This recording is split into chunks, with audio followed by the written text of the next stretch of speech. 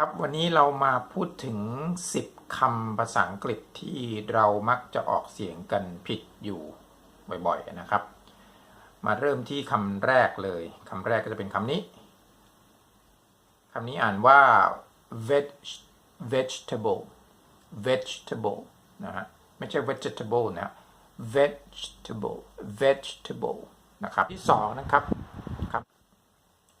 คำนี้อ่านว่า comfortableไม่ใช่ comfortable นะ comfortable แค่นั้นนะฮะไม่ fort นะฮะ comfortable อย่างเช่น I feel comfortable sitting on this chair I feel comfortable sitting on this chair นะครับคำต่อไปเป็นคำนี้หลายๆคนน่าจะคุ้นเคยกันเป็นอย่างดีแล้วเห็นกันบ่อยๆนะฮะที่เราเรียกว่าถั่วอัลมอนด์กันเนี่ยนะครับจริงๆแล้วคำนี้วิธีการออกเสียงที่ถูกต้องมันคือ almond นะครับ almond l นี้ไปเป็น silent sound ไปเลยมันคือไม่ออกเสียงเลย almond นะครับอีกคำหนึ่งที่ใกล้เคียงกันแล้วก็เห็นกันอยู่บ่อยเหมือนกันนะเพราะว่ากินกันบ่อยๆหลายๆคนก็ชอบมันคือคำนี้นะครับคำนี้เหมือนอัลมอนด์ครับวิธีการออกเสียงที่ถูกต้องคือsalmon นะครับ salmon ไม่ใช่ salmon นะฮะ salmon ครับไปคำว่า jewelry นะฮะคำ jewelry ในการเขียนของมันเนี่ยมันอาจจะทำให้บางคนออกเสียงมันว่า jewelry นะฮะ jewelry แต่จริงๆแล้วมันออกแค่ jewelry นะฮะหลายคนอาจจะรู้จักแหละเพราะว่าเราก็คุ้นเคยกับคำภาษาไทยที่เราเรียกทับศัพท์มันว่า jewelry กันอย่างดีนะฮะแต่ทีนี้ด้วยอย่างที่บอกด้วยการลักษณะการเขียนของมันที่เป็น British English เนี่ยมันจะบางคนอาจจะอ่านเป็นคำว่า jewelry ได้นะครับแต่ถ้าเป็นการเขียนของอเมริกันเนี่ยมันจะทำให้เราอ่านออกเสียงได้ถูกกว่าคืออเมริกันมันจะเขียนนี้มันจะโดยตรงๆเลยนะฮะต่อมาคำว่า aisle หลายคนขึ้นเครื่องก็จะรู้จักคำนี้เป็นอย่างดีคือที่นั่งที่ติดหน้าต่างแล้วก็จะเรียก window seat ส่วนข้างๆกันที่มันติดทางเดินก็จะเรียกว่า aisle seat เหมือนคล้ายๆคำว่า jewelry ฮะ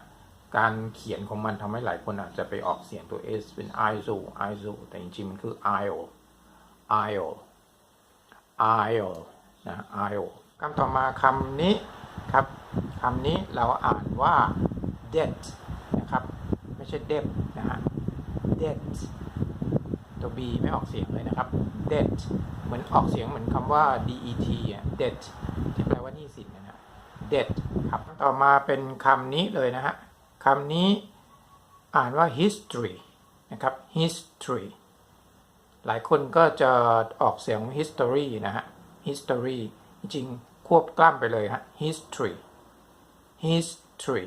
นะครับอีกคำหนึ่งที่มันคล้ายๆกับ history ก็คือ interest คำนี้นะครับที่แปลว่าสนใจเนี่ยหลายๆคนอาจจะอ่านว่า interest นะฮะจริงๆมันอ่านค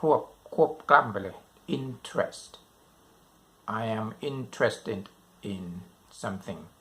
ต่อมาเป็นคำว่า receipt นะครับ receipt ไม่ใช่ receive นะฮะตัว p ไม่ออกเสียงนะครับ